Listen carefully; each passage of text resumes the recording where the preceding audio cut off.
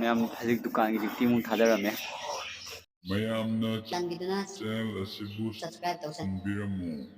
Hi ma'am ट्रामोंग channel video में सेमजरके अदो मैम मसी वीडियो सी कमाय तौगे हाबदा नहान की YouTube तगी फोन को पैसा खरादो अदुदुना लेरुबु फुरित्तो अदु फुरित्तो ngarang sanda se numidang da ko aduaida ai onthok charure ba fruito yam chawi haidana ko ado adui fruito onthore atopa ma pula fruito ai ayuk liturami ko adu da mina yam chamal le haibduga adu da ai su tallaba aduna ai su ama atopa ma pura la aduga nupaduna hana ai free level video mate hakse yeng biro ko adui matung dai hacharage ma'am si le double XL सहम jangai haye तो पैसा दी खंगी दनी ma'am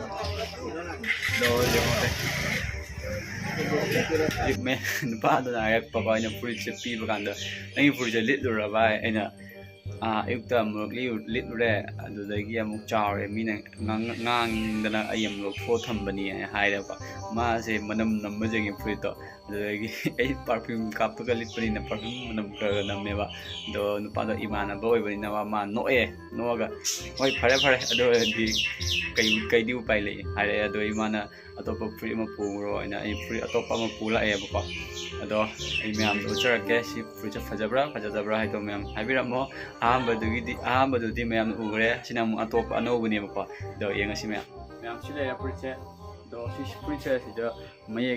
येबको सुमाइना जे camera दा video फंगरोय अदो मचु सिना केनोने सी मचु से इसंग मचु को अपाबा इसंग मचु ने दो सिले फुरी से फजबरा मैम अदो आई हजिसे लिसलक के को लिसलक मु येंगसी फजबरा है दो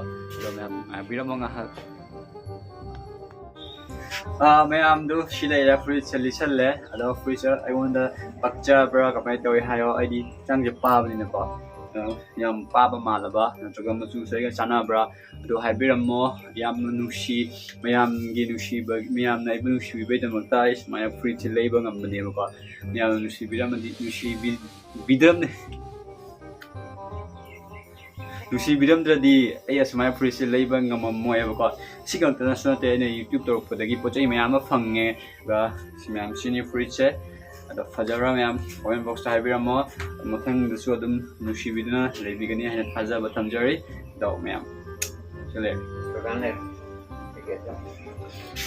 मैम हजिक दुकान की ड्यूटी मुं थादरमे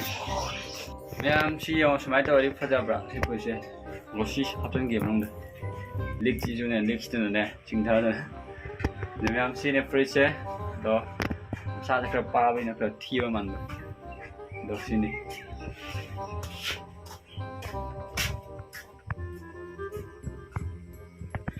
अदो मैम वीडियो से सी उठकिया जना सेमकपने अदम सांग वीडियो दिनते को मथंग दमु video अतोपम सेमजरागे ngasi dia swane kainarase ado fridge se yang fajayo apa ai wakhal yadi yam nushi ko fajabe taba adi mayam gi nushi do si lo yawe ko si fridge da ado na ai si fridge dilaga blog sem ga jana kan bapa ado aha me judi hando khare ado angang ju khara ma le do fruit to ado na ai hando ai su khara pam ta bai ta ko ado na ai hando khare me nu pa na su no ga ma su pa ji le te ma na bani ba ado na pa ji le te kai dhan ni hoi pu ro to pa hai ado ma su ai blog ji yeng ya ba ko lon khang da su yeng ya ma na to pa ni ba ado to pa jati ni ba